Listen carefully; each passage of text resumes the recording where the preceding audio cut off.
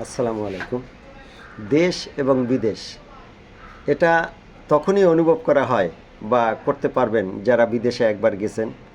দেশের মাটি এবং বিদেশের মাটির ভিতরে যে কতখানি পার্থক্য রয়েছে, যখন আপনি বিদেশের মাটিতে পা দেবেন তখন আপনি বুঝতে পারবেন যে দেশ আর বিদেশ কতখানি ফারাক। যেহেতু আমরা অনেক সময় আমাদের নিজের প্রতি হতাশ হয়ে যাই, নিজের দেশের প্রতি হতাশ হয়ে যাই, অনেক সময় ভাবি যে আমরা এখানে কি করব, আমাদের সকল সুখ হয়তো বিদেশের মাটিতে। আসলে তা নয়। দেশের সুখ দেশে, দেশে যে প্রশান্তিটা পাবেন আপনি অল্প পয়সার মাঝেও, কিন্তু বিদেশে আপনি হয়তো প্রচুর অর্থ কামাবেন কিন্তু সেই প্রশান্তিটা আপনার আসবে না।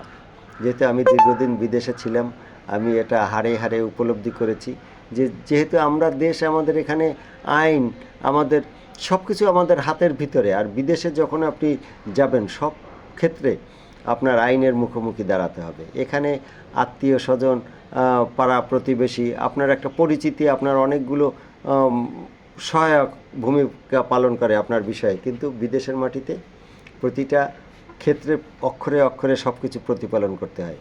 সেই চাকরি ক্ষেত্র থেকে রুম, এবং রুমের ভিতরেও যে দিয়ে আপনি থাকেন, আপনার কিছু হিসেব মেনে চলতে হবে যে আপনি কবে রুমটা ঝাড়ু দেবেন, আপনার পোশাক আশাক পরিষ্কার করবেন।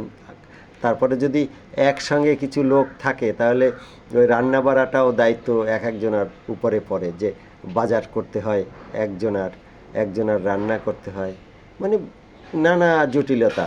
কাজেই দেশের মাটিতে আত্মীয় পরিজন, বিবি বাচ্চা সবার মাঝে থেকে কম উপার্জন করাও অনেক ভালো। বিদেশের মাটিতে যে আপনি প্রচুর ডলার অথবা রিয়াল ইনকাম করছেন, কিন্তু আপনি সেই সুখ স্বাচ্ছন্দ্যটা পাবেন না। কাজেই আমি বলতে চাই যে দেশের ভিতরে কোনো কর্মক্ষেত্র সৃষ্টি করেন, আপনি সব আত্মীয় স্বজনের মাঝে থাকেন, আপনার জীবনটা হবে পরিপূর্ণ। অসংখ্য অসংখ্য ধন্যবাদ।